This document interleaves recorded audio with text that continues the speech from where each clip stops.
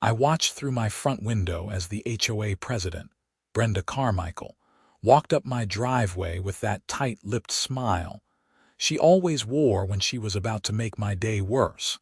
And I knew right then that moving to Oakwood Estates in suburban Atlanta, Georgia was going to be the worst decision of my 32 years on this planet.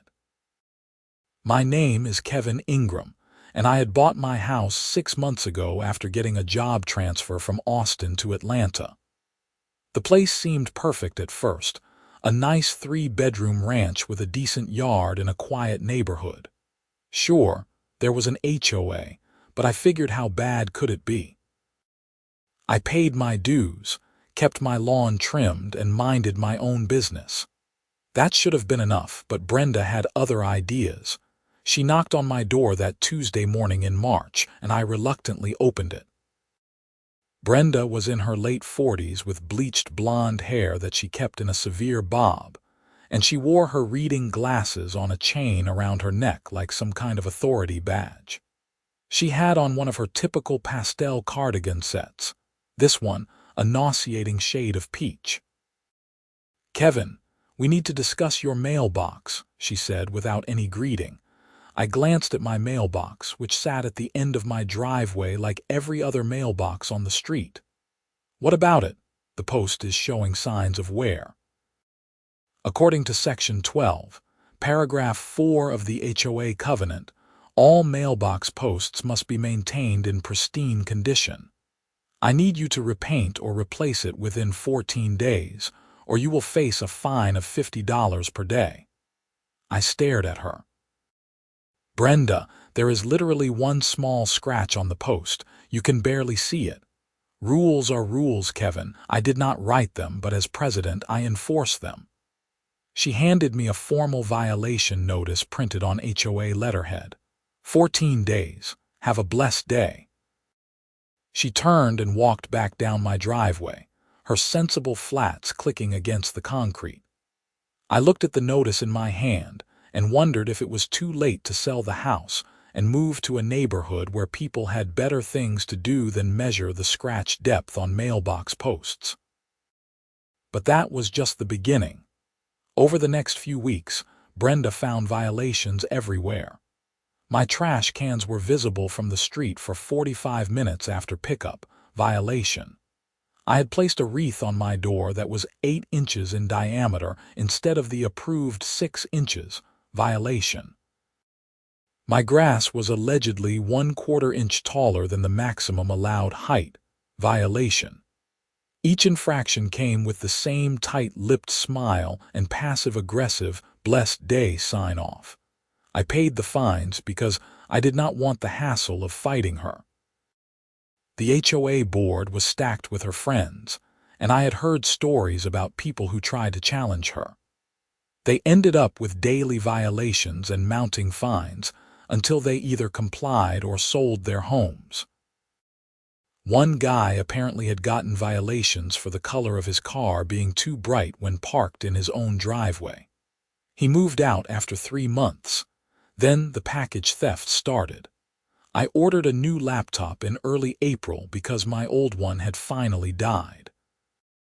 I tracked the package obsessively, watching as it made its way from California to Georgia.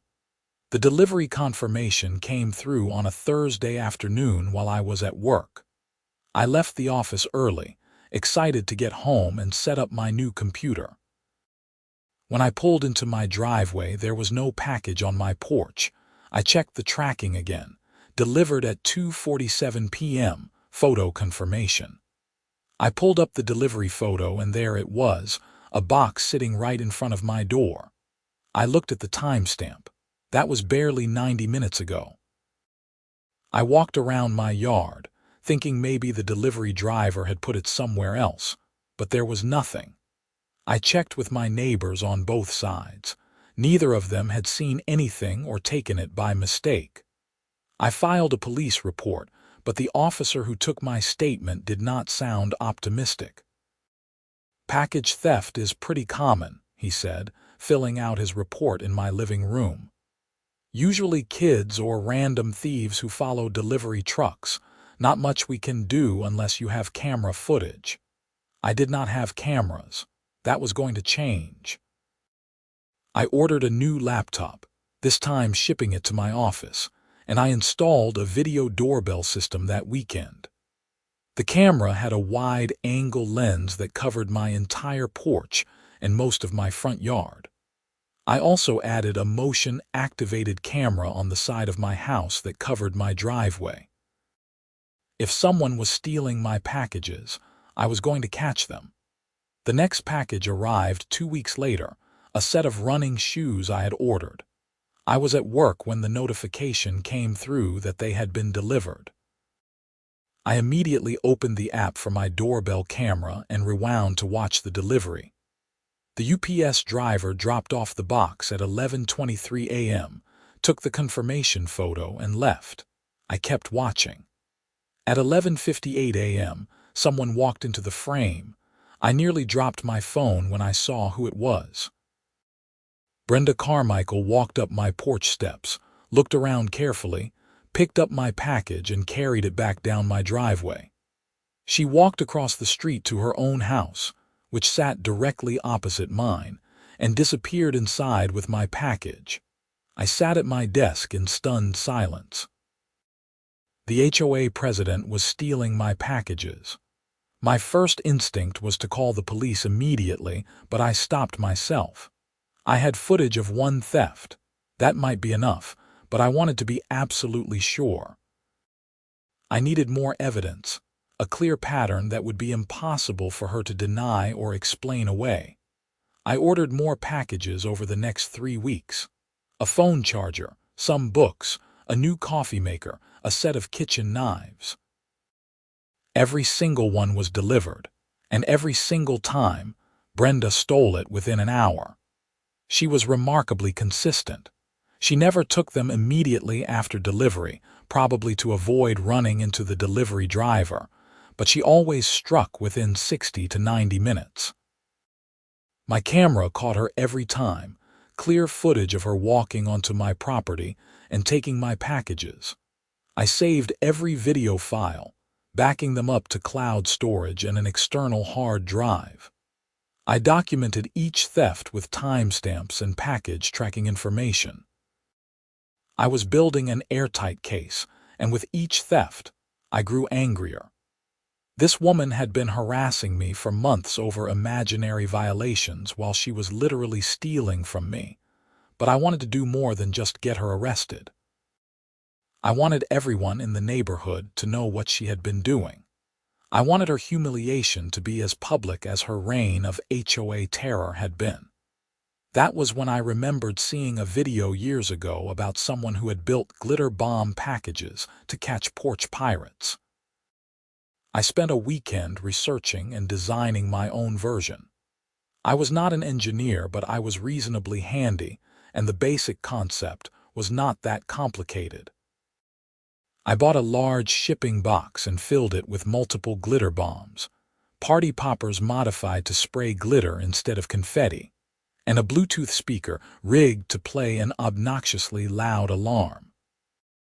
I added a pressure sensor to the bottom of the box so everything would trigger when someone opened it and removed the contents. I made the package look as legitimate as possible, printing a realistic shipping label and using proper packing materials. I even ordered a cheap item online and had it delivered to my house, then carefully repackaged the box with my glitter bomb setup inside. I placed the package on my porch one Tuesday morning before I left for work. I had cameras pointing at my porch and 3 additional cameras hidden in my yard, all angles covered. I also set up my laptop to record footage from every camera simultaneously. Then, I waited. The legitimate package was delivered at 10:15 a.m. I watched on my phone from the office as the FedEx driver dropped it off. My heart was pounding. This was it. Everything was in place. An hour and 12 minutes later, Brenda appeared on camera. She walked across the street with that same casual confidence she had shown in every previous theft. She climbed my porch steps, bent down and picked up the package. She looked around once, saw nothing suspicious, and carried it back toward her house. I was recording everything from every angle. I watched her cross the street and walk up her own driveway. She went to her front porch and sat down on one of her wicker chairs. She had a pair of scissors in her hand, probably the same scissors she had used to open all my previous packages. She cut through the tape and opened the box. For a moment, nothing happened, and my heart sank. Had I miscalculated the trigger mechanism? But then, all at once, everything activated. Glitter exploded from the box in a massive cloud of pink, purple, and silver. It coated Brenda, her porch, her wicker furniture, everything. At the same time, the Bluetooth speaker started blaring an air horn sound at maximum volume. Brenda screamed and dropped the box, but the damage was done. She was covered in glitter from head to toe, and it was still pouring out of the box onto her porch. She stumbled backward, slipped on the glitter-covered porch, and fell on her rear end. The air horn sound continued blaring. Her porch looked like a craft store had exploded. Glitter covered every surface, shimmering in the afternoon sun. Neighbors started coming out of their houses to see what the commotion was about. Brenda was screaming, trying to brush glitter off her clothes, but it just smeared and stuck to everything. The speaker finally stopped after 30 seconds, but the damage was spectacular. I saved all the footage, watching it over and over. I had her theft on camera from multiple angles, and I had her opening the stolen package on her own porch. It was perfect. I called the police non-emergency line when I got home from work. I explained that I had been experiencing repeated package thefts and that I had camera footage of the person responsible. An officer arrived about 40 minutes later. Officer Martinez was in his mid-30s, professional and thorough. I showed him into my living room and pulled up all the footage on my laptop. I showed him the first theft from weeks ago, then several more, then finally the glitter bomb incident from earlier that day. He watched in silence, taking notes. When the glitter bomb footage played, showing Brenda getting coated in sparkles, I saw the corner of his mouth twitch slightly, but he maintained his professional demeanor. So you have footage of Brenda Carmichael stealing multiple packages from your property over the course of several weeks? He asked. Yes, sir. I have tracking information for each package, delivery confirmations, and clear video footage of her taking them. I can provide receipts for everything that was stolen. And this glitter bomb, was there anything dangerous in it? Any chemicals or substances that could cause harm? No, just glitter, party poppers, and a Bluetooth speaker. Nothing harmful, just messy. He nodded. The glitter bomb itself is not illegal, especially on your own property, and you have clear evidence of multiple thefts. I am going to need copies of all this footage. Can you put it on a flash drive for me? I have it ready. I handed him a flash drive with everything organized by date. Officer Martinez took my statement, had me sign some paperwork, and told me he would be following up with the district attorney's office. This is pretty clear-cut, he said. Multiple counts of theft, all documented. The value of each package matters for charging purposes. Do you have receipts? I handed him a folder with printed receipts for everything that had been stolen. The total value was over $2,000. Officer Martinez whistled. That pushes this into more serious territory. I will be in touch, Mr. Ingram. After he left, I sat on my couch and felt a wave of satisfaction wash over me. It was not just about the packages or the money. It was about justice for months of petty harassment, for every ridiculous fine and violation notice, for every condescending smile and blessed day. I looked out my window at Brenda's house. She was outside with a hose trying to wash glitter off her porch. It was not working. Glitter does not wash away easily, especially when there are several pounds of it. Her porch was going to sparkle for months. The next morning, I was drinking coffee on my porch when I saw a police cruiser pull up in front of Brenda's house. Officer Martinez and another officer got out and walked to her door. I watched as Brenda answered, still looking frazzled. I could see glitter in her hair from across the street. The conversation lasted about 5 minutes.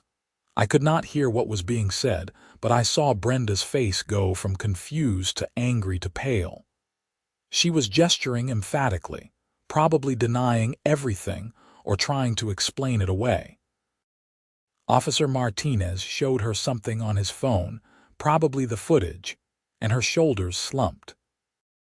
They did not arrest her right there, which surprised me, but Officer Martinez explained later that for property crimes like this, they usually issue a citation and court summons rather than making an arrest unless the person is a flight risk or danger to others.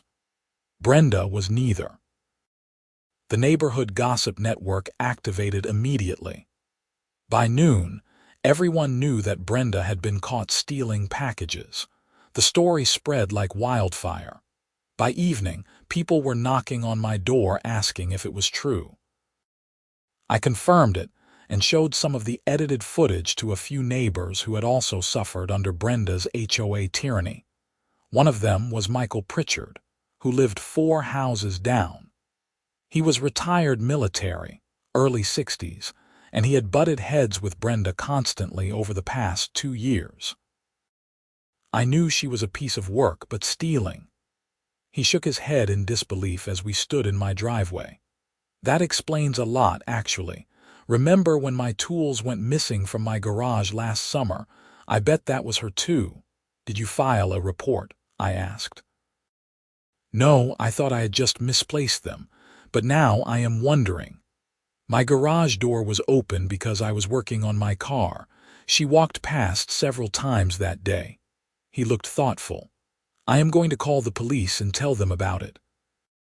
Others came forward with similar stories over the next few days. Susan Richardson was missing some expensive garden tools. Tom Valdez had ordered a very expensive smart thermostat that never arrived, even though it showed as delivered. Patricia Henderson had 3 packages go missing in 1 month. Nobody had suspected the HOA president, because who would think the person enforcing the rules was breaking the law? The police reopened several old package theft reports and started investigating Brenda for those as well. It turned out she had a problem. Officer Martinez told me later that when they searched her house with a warrant, they found dozens of stolen items, some still in their original packaging, some opened and used. She had apparently been stealing packages throughout the neighborhood for over a year, not just from me. The HOA had an emergency board meeting 3 days after the glitter bomb incident. I was not on the board, but Michael was, and he gave me a full report afterward. Brenda showed up and tried to maintain her innocence, claiming it was all a misunderstanding, but the other board members had seen the footage. They voted unanimously to remove her as president and from the board entirely. They also voted to refund all the fines she had issued to me over the past 6 months, calling them frivolous and retaliatory. Brenda's husband, Gerald, was a quiet guy who worked in pharmaceutical sales. I had only spoken to him a handful of times, usually when he was mowing their lawn or getting their mail. He seemed embarrassed by the whole situation. I saw him loading suitcases into his car one evening about a week after the incident, and he moved out shortly after. I heard through the neighborhood grapevine that he filed for divorce within a month.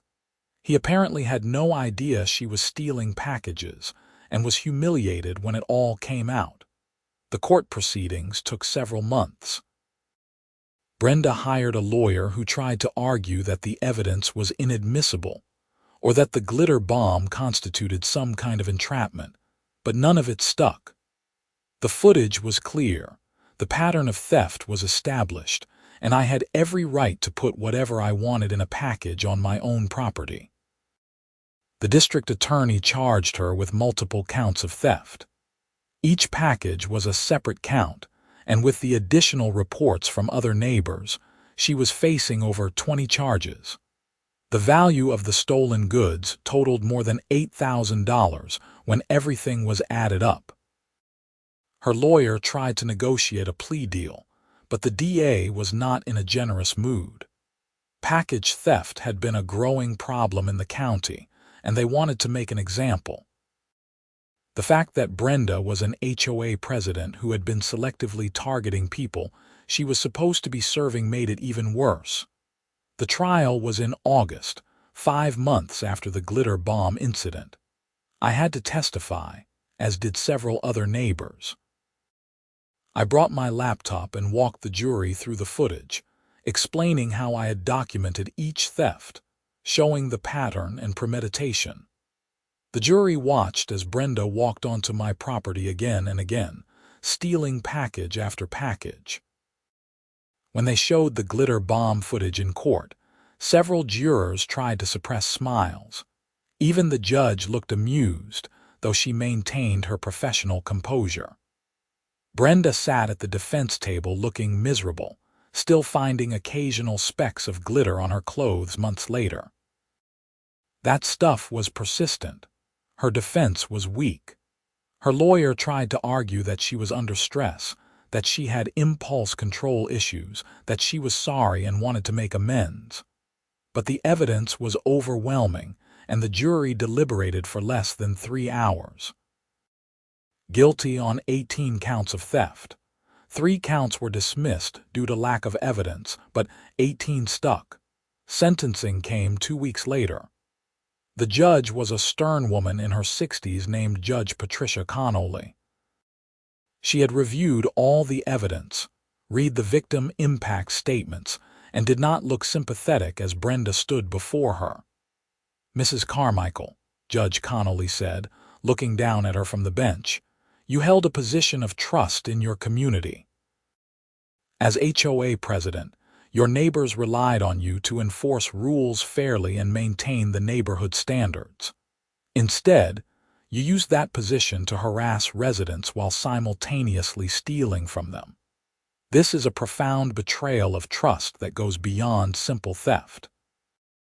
Brenda's lawyer tried to interject, asking for leniency, but Judge Connolly held up her hand. "You targeted people you had conflicts with, people who challenged your authority or who you had fined for violations. This was not impulse. This was calculated retaliation. You stole over $8,000 worth of property from your neighbors. You lied to police when initially questioned. You showed no remorse until you were caught on camera, quite literally, covered in the evidence of your crimes." The judge sentenced her to 3 years in prison, with the possibility of parole after 18 months.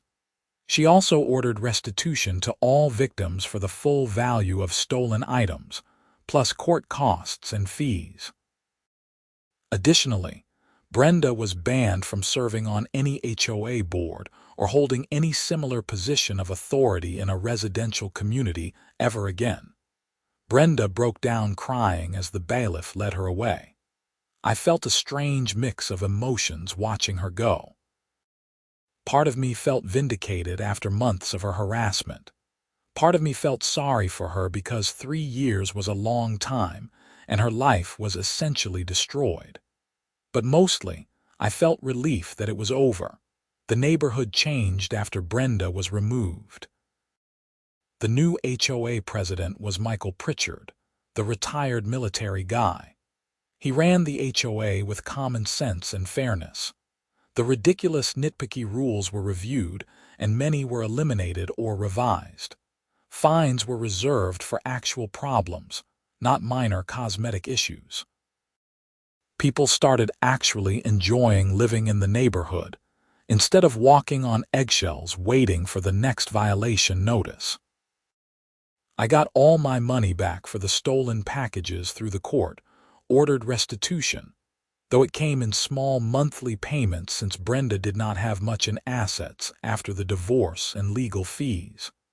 Her house went into foreclosure, and a nice young family bought it at auction. They had 2 kids who played basketball in the driveway, and nobody complained about the noise. I kept my camera system, though I did not need it for package thefts anymore. It gave me peace of mind, and I had recorded some genuinely funny moments, like the time a confused Amazon driver delivered a package to 3 different houses before finding the right address. The glitter bomb became legendary in the neighborhood. People would bring it up at HOA meetings or neighborhood barbecues, always with a mixture of amusement and satisfaction. I became something of a folk hero, the guy who took down the tyrant HOA president with glitter and cameras. People would joke about it, asking if I had any more glitter bombs ready in case the new board got out of line. Michael told me that at one board meeting, someone suggested installing community cameras at the entrance of the neighborhood to deter theft, and someone else joked that they should just put up a sign saying, "This neighborhood protected by glitter bombs." Everyone laughed, but the truth was that package thefts had dropped to 0 after Brenda's arrest. Word had gotten around. I ran into Gerald, Brenda's ex-husband, at a grocery store about a year after everything happened. It was awkward at first. We both reached for the same type of coffee on the shelf and our eyes met. I thought he might be angry or confrontational, but he just looked tired. "Kevin," he said quietly, "I want you to know I had no idea what she was doing. I am sorry for everything she put you through." "I know," I said. "You were not responsible for her choices. She had problems I did not see, or maybe I did not want to see them. The control issues, the petness with the HOA. I thought it was just her being thorough, taking her responsibilities seriously. I did not realize it was something darker." He shook his head. "Anyway, I just wanted to say that. You did the right thing turning her in." We shook hands and he walked away. I felt bad for him. He had been blindsided by all of it, lost his marriage and his home, all because Brenda could not control her impulses or her need for control. About 18 months after the sentencing, I heard that Brenda was up for parole. I was asked if I wanted to submit a statement or attend the hearing, but I declined. I had said everything I needed to say at the trial. Whether she got parole or served her full sentence was up to the parole board. I was done with her and the whole situation. She did get parole from what I heard. She moved out of state, somewhere in Florida, to live with a sister. She was not allowed back in Georgia except for specific approved purposes like medical care or family emergencies, and she had strict conditions on her parole. I never saw her again, and I was fine with that. The whole experience taught me several things. First, document everything. If I had not installed those cameras and methodically recorded each theft, Brenda might have gotten away with it indefinitely. Second, sometimes people in positions of authority abuse that power in ways both big and small. Brenda used her HOA position to harass people and cover her own crimes. Third, communities are stronger when people stand up to bullies and petty tyrants, even when it is uncomfortable or risky. I also learned that glitter is an incredibly effective tool for public humiliation. Brenda's glitter-covered porch became a neighborhood landmark for weeks. People would drive by slowly to see it, taking pictures. Some of the glitter was still embedded in the concrete of her old porch months later, even after the new owners tried to clean it. Every time the sun hit it at the right angle, it sparkled as a reminder of what happened when someone thought they were above the law. The HOA itself became functional and reasonable under new leadership. We actually started having neighborhood events that people enjoyed, not the mandatory meetings where Brenda would lecture everyone about paint color violations. We had a 4th of July barbecue in the common area, a Halloween decoration contest that was actually fun instead of stressful, and a Christmas lights display that did not require submitting forms in triplicate for approval. Property values in Oakwood Estates actually went up after Brenda was removed, which was ironic since she had always claimed her strict enforcement was necessary to maintain values. Turned out people were willing to pay more to live in a neighborhood where the HOA was not run by a tyrannical thief. I ended up staying in that house for another 4 years before my job transferred me to Charlotte, North Carolina.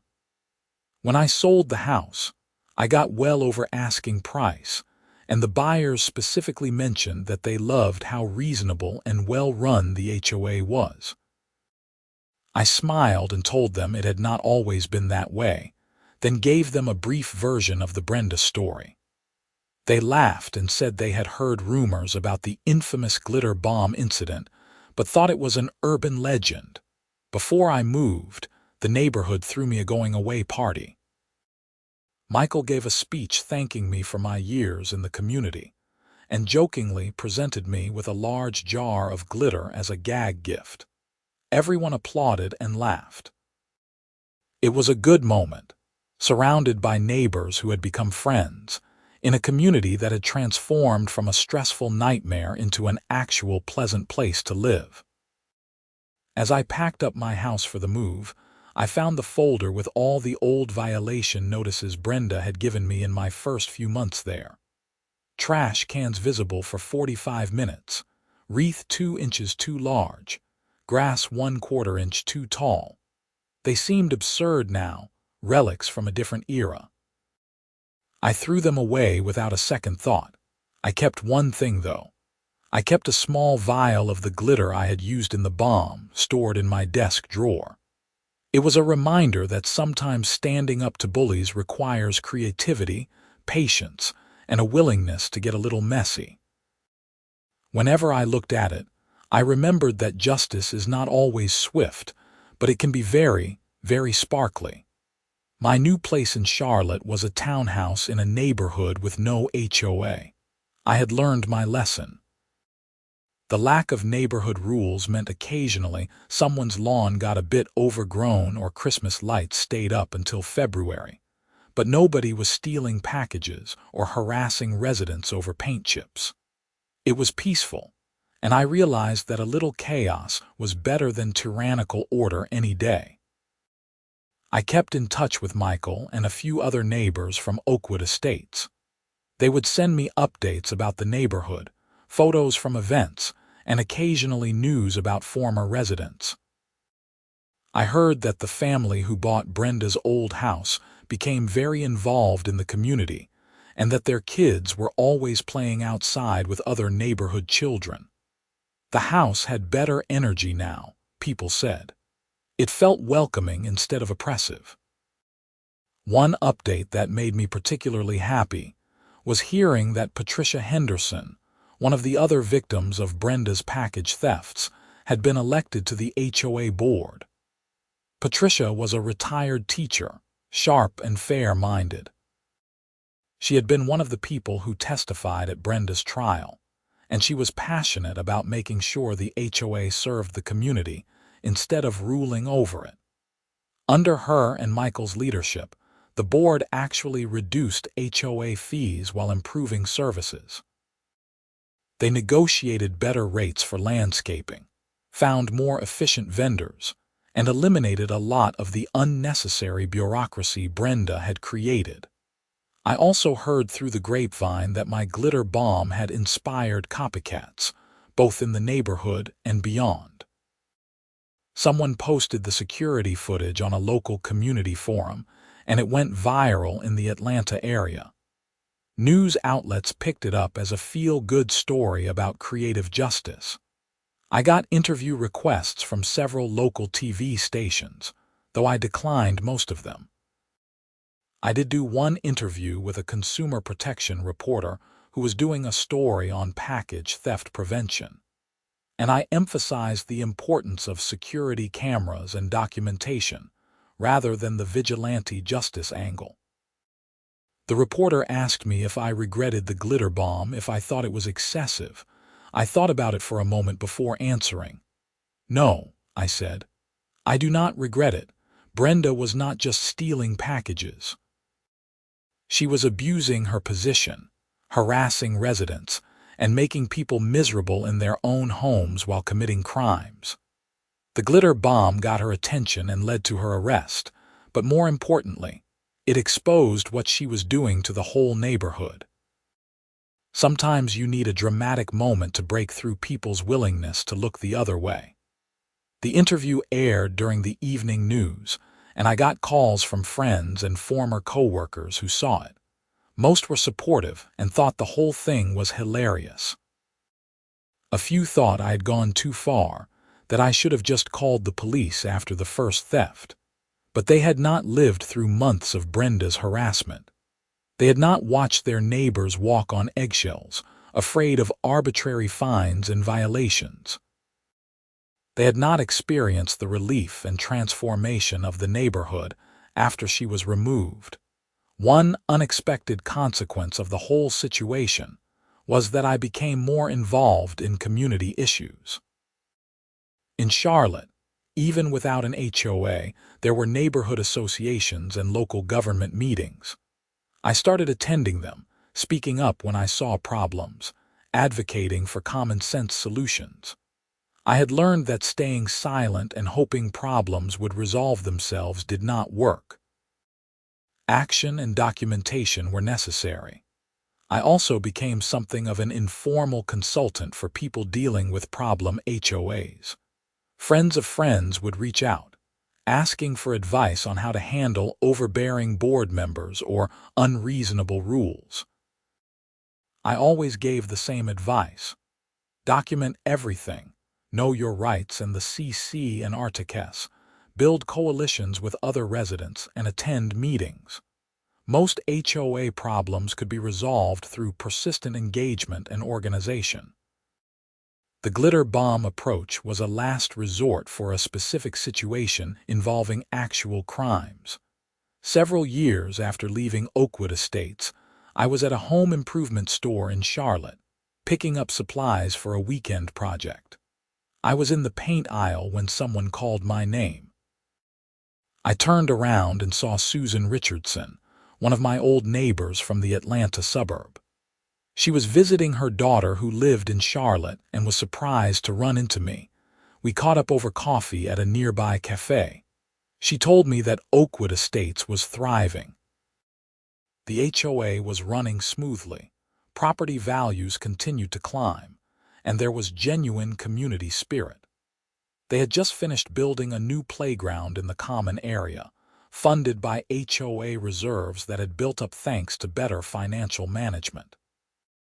You know, you were the catalyst for all of it, Susan said. Before the glitter bomb and everything that came after, we were all just tolerating Brenda's behavior. Nobody wanted to rock the boat. You rocked it, and it needed to be rocked. I just wanted my packages to stop getting stolen, I said with a laugh. It was more than that, though. You showed everyone that holding people accountable was possible, even when they had authority. Especially when they had authority. She stirred her coffee thoughtfully. I am on the board now, by the way. We take our responsibility seriously, but we also remember what happens when power goes unchecked. There are safeguards now, term limits for board positions, regular audits, and a community feedback system. We learned from what happened. We talked for over an hour, reminiscing about the old neighborhood and catching up on our current lives. Before we parted ways, Susan pulled out her phone and showed me a photo from the most recent neighborhood 4th of July celebration. Dozens of people filled the common area, kids running around with sparklers, adults gathered around picnic tables. Everyone looked happy and relaxed. That is what a community should look like, she said. And we would not have this without what you did. After Susan left, I sat in my car for a few minutes, thinking about the whole chain of events. It had started with frustration over a stolen laptop and snowballed into a complete transformation of a neighborhood. I thought about Brenda too, wondering what her life was like now in Florida, whether she had learned anything or still blamed everyone else for her problems. I hoped she had gotten help and found some peace, but I honestly did not know.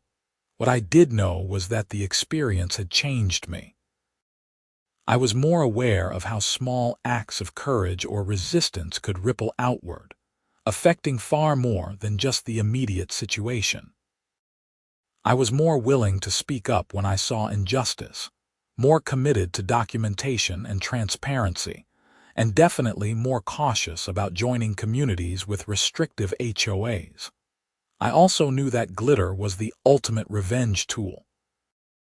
Months after the incident, when I was packing to move to Charlotte, I had found glitter in my own house, probably tracked in on my shoes from Brenda's porch when I walked over there to talk to the police. The stuff was impossible to fully eliminate.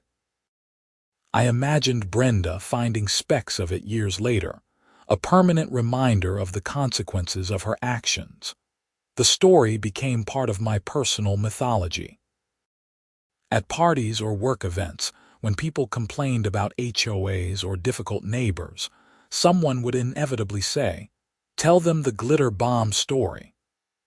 I would recount the tale, always getting laughs and expressions of vindication from people who had dealt with their own HOA nightmares.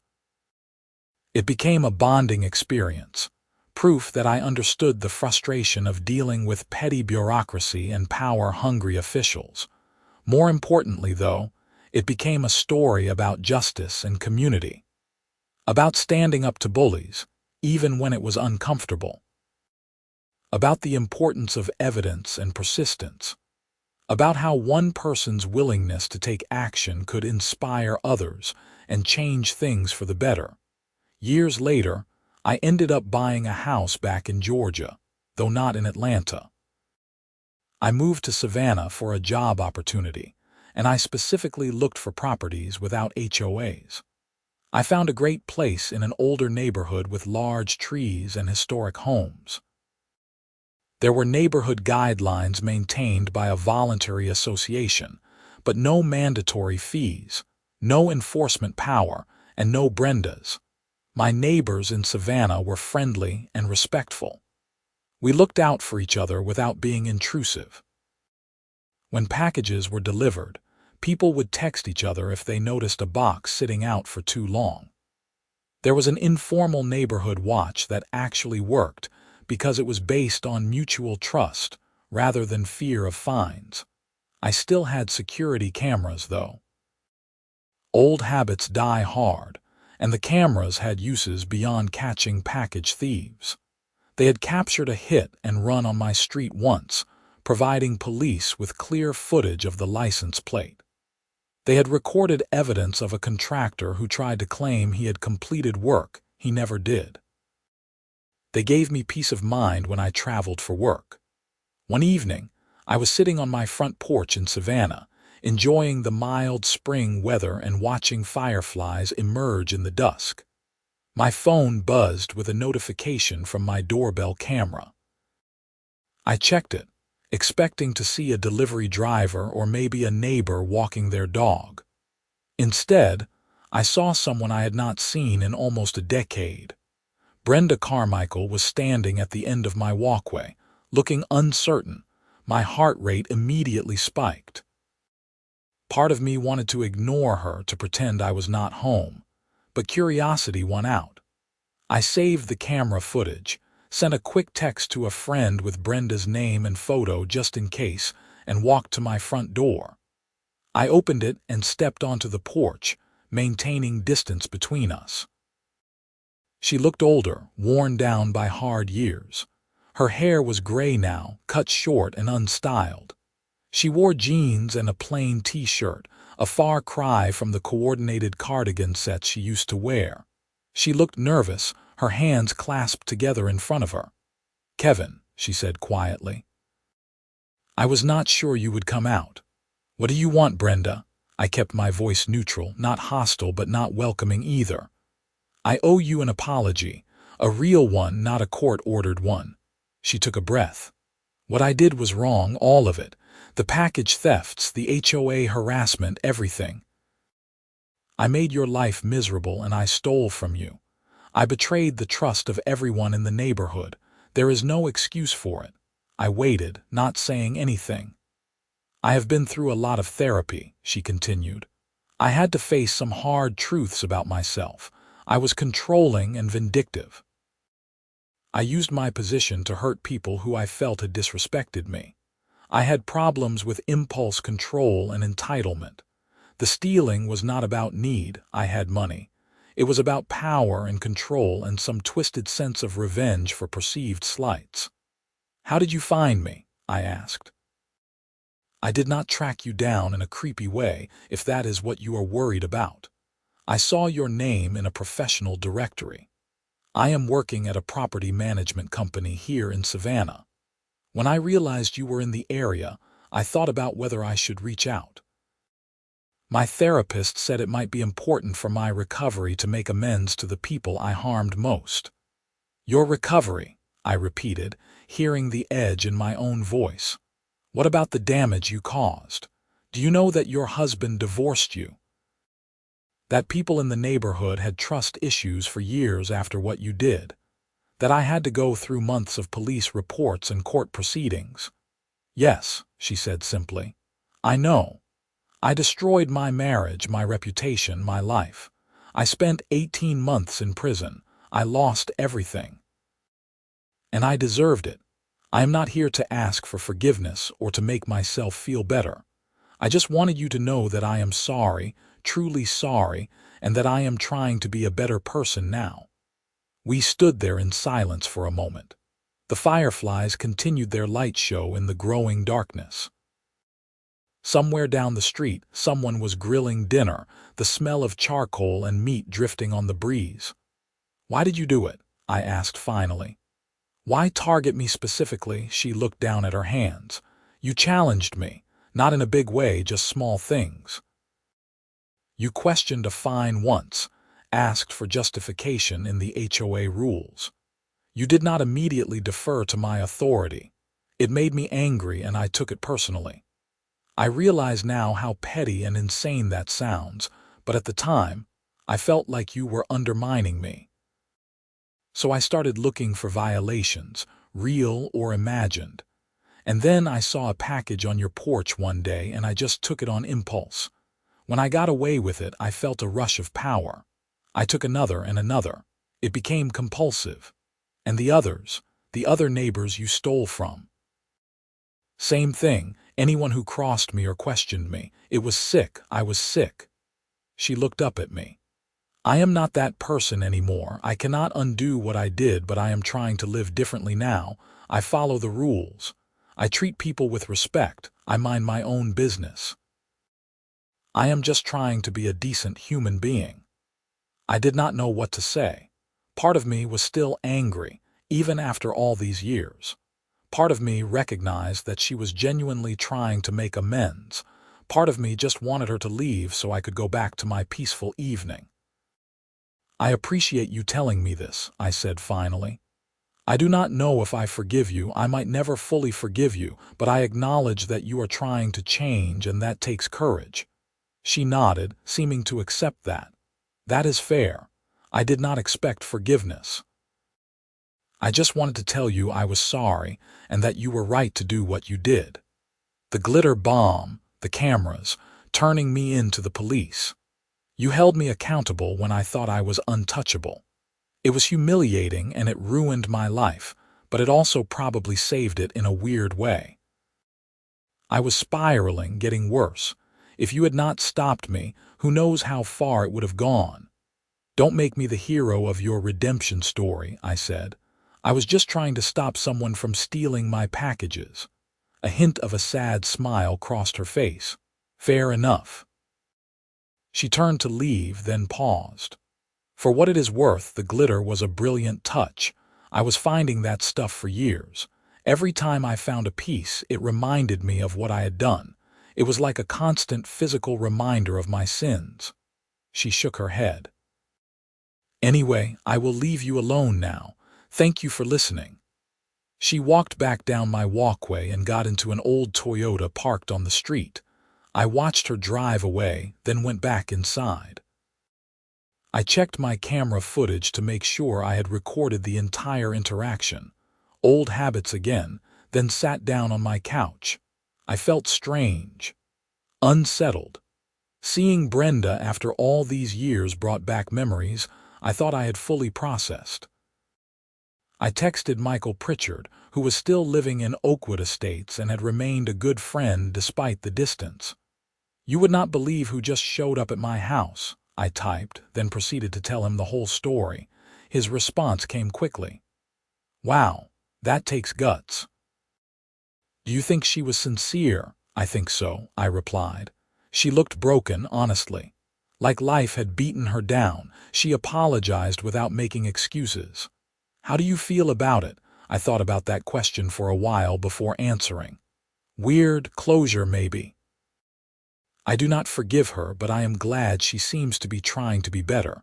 Mostly I just want to move on and not think about it anymore." "Understandable. Well, if she shows up again and bothers you, let me know. I will drive down there and run her off." I laughed. "Thanks, but I think she meant what she said about leaving me alone." Over the following weeks, I found myself thinking about that encounter more than I expected. I had spent years telling the glitter bomb story as a triumphant tale of justice and revenge, and it was those things. But Brenda's visit added complexity. She had paid for her crimes with prison time, divorce, social ostracism, and years of rebuilding her life from nothing. Was that enough? Too much? The right amount? I did not have answers, and I realized I did not need them. Justice had been served through the legal system. Brenda had served her time and was trying to make amends. What happened to her from here was not my concern or responsibility. I could let it go and focus on my own life, and my life was good. I had a job I enjoyed, a comfortable home in a beautiful city, good friends and neighbors. I had learned valuable lessons about standing up for myself, documenting problems, and the importance of community. The whole Brenda situation, as frustrating and stressful as it had been, had made me a more engaged and aware person. I still had that vial of glitter in my desk drawer, though. I looked at it sometimes when I was organizing paperwork or looking for something. It caught the light and sparkled, tiny pieces of plastic that had become symbolic of so much more. I thought about throwing it away, about letting go of that last physical connection to the events, but I kept it. Not as a trophy or reminder of revenge, but as a symbol that sometimes creativity and persistence can overcome injustice, and that even the smallest, most ridiculous-seeming things can have significant impact. The story of the glitter bomb and the HOA president who went to prison lived on. I heard variations of it over the years, urban legends that were loosely based on what actually happened. In some versions, the glitter bomb was filled with other substances I definitely had not used. In some versions, I was an engineer who built an elaborate contraption. In some versions, Brenda went to prison for 10 years or died in a glitter explosion. The truth was more mundane but no less satisfying. Several years after Brenda's surprise visit, I was asked to speak at a community organizing workshop in Atlanta. Someone on the planning committee had heard my story and thought it would be a good example of effective citizen action against abuses of power. I was hesitant at first, but I agreed because I believed in the underlying message. Document everything, know your rights, build community support, and do not be afraid to hold powerful people accountable. I stood in front of a room of about 50 people and told the story, from the first violation notices to the final sentencing. I showed some of the camera footage, including the glitter bomb explosion. People laughed and applauded, but I made sure to emphasize the serious aspects too. "This is not just a funny story about revenge," I said. "It is about recognizing abuse of power and taking appropriate action." Brenda Carmichael was not just annoying. She was committing crimes while hiding behind her authority. If I had not documented everything and pursued it through proper legal channels, she would still be HOA president, still stealing packages, still making people's lives miserable. I talked about the importance of security cameras, not just for catching criminals, but for protecting yourself against false accusations. I talked about knowing your HOA rules and state laws. I talked about building coalitions with neighbors who share your concerns. I talked about when to fight and when to walk away. During the queue in a session, someone asked if I regretted the glitter bomb, if it was necessary, or if I should have just called the police after catching her on camera once. The glitter bomb served multiple purposes, I explained. First, it confirmed that she was actually stealing the packages, not just moving them or confusing addresses. Second, it provided additional evidence of her opening a stolen package on her own property. Third, and maybe most importantly, it made the whole situation public in a way that could not be ignored or covered up. Sometimes, you need that dramatic moment to break through institutional inertia and force action. Another person asked what happened to Brenda after prison. I told them about her visit, about her apparent efforts at rehabilitation, and about my mixed feelings about it all. "Justice is complicated," I said. "She committed crimes and paid the legal price. She apologized and seems to be trying to live better. But the harm she caused does not disappear just because she served her time. The people she stole from, the trust she betrayed, the community she damaged, those scars remain. All I can control is how I respond and whether I carry anger or resentment forward." I chose to let it go, not for her benefit, but for mine. After the workshop, several people came up to share their own HOA nightmare stories. Some were dealing with situations similar to what I had experienced. I gave them what advice I could, always emphasizing documentation, legal channels, and community organizing. A few people asked if I could come speak to their neighborhoods or HOAs. I politely declined most of these offers. I was not trying to build a career out of one incident from years ago. But I did agree to help one woman who was dealing with a particularly abusive HOA board in a suburb north of Atlanta. Her situation was different from mine. No theft involved, but the board was fining her excessively for minor issues and threatening foreclosure on her home. I reviewed her documentation, pointed out weaknesses in the HOA's enforcement of their own rules, and connected her with a lawyer who specialized in HOA disputes. Last I heard, she won her case, and the board was forced to reimburse her fines and revise their enforcement procedures. These connections and occasional consultations became a small side activity for me. I never charged money. I just helped when I could because I knew how helpless it felt to face an abusive HOA alone. I became part of an informal network of people who had fought and won against HOA overreach, and we shared strategies and resources.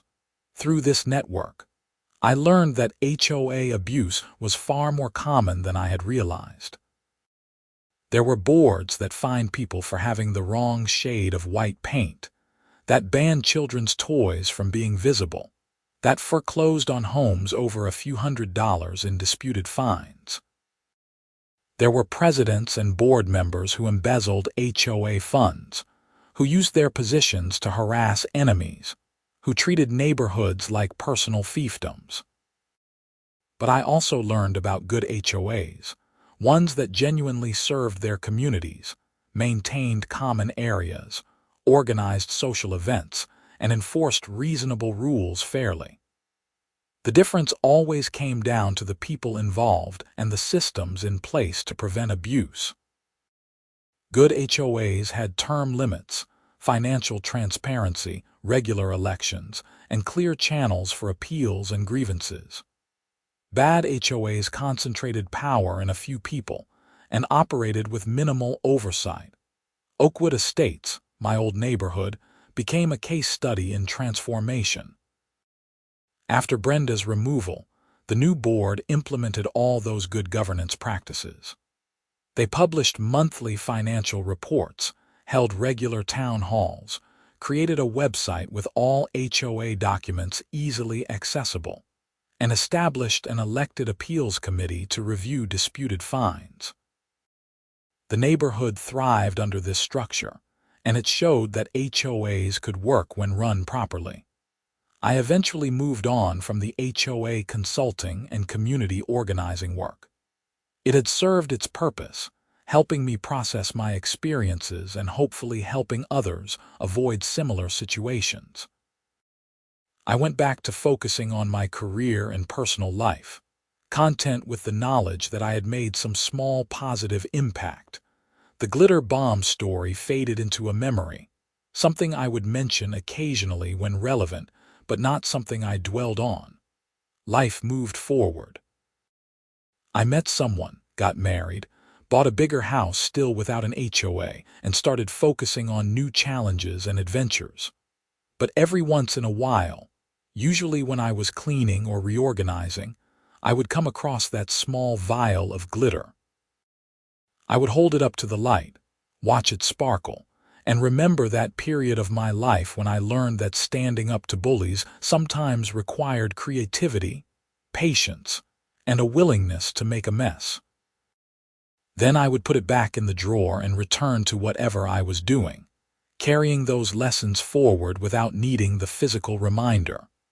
The last time I went back to Oakwood Estates was for Michael Pritchard's retirement party from the HOA board.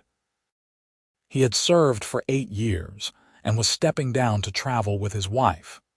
The neighborhood threw a big celebration in the common area with food, music, and speeches. I stood up when invited and talked about how Michael had helped transform the neighborhood after Brenda's reign, how he had run the HOA with fairness and common sense, how he had created systems to prevent future abuses. I thanked him for his service and for being a good friend through everything. At the end of the evening, as people were cleaning up and saying goodbyes, I walked past Brenda's old house. The family who lived there now had painted it a cheerful yellow and filled the yard with flowers and a vegetable garden. Kids' bikes leaned against the garage. It looked warm and welcoming and alive. I glanced at the porch, remembering the glitter explosion that had covered every surface years ago. There was no trace of it now. Time and weather and new owners had erased all evidence, but I remembered, and so did many others in the neighborhood. The story would be passed down, probably evolving and changing with each telling, becoming part of the neighborhood's folklore. And maybe that was the most important legacy of the whole thing. Not that Brenda went to prison or that I got my revenge, but that a community learned to recognize and resist abuse of power. That neighbors learned to support each other and hold leaders accountable. That systems were put in place to prevent history from repeating itself. As I drove home to Savannah that night, I thought about all the twists and turns that had led from a stolen laptop to this moment. The frustration and anger, the planning and execution, the legal proceedings and community transformation, and eventually to resolution and peace. It had been a journey I never expected to take, but one that had taught me more about justice, community, and myself than I could have imagined. The vial of glitter sits in my desk drawer still. I probably will keep it forever, not as a memento of revenge, but as a reminder that sometimes the smallest, silliest things can spark significant change. That creativity and persistence can overcome injustice. That standing up to bullies is worth the effort, even when it is scary or uncomfortable. And if nothing else, it reminds me that glitter is forever. A lesson Brenda Carmichael learned the hard way on that spring day when her world exploded in a cloud of pink, purple, and silver sparkles, captured on camera for posterity and eventually leading to justice.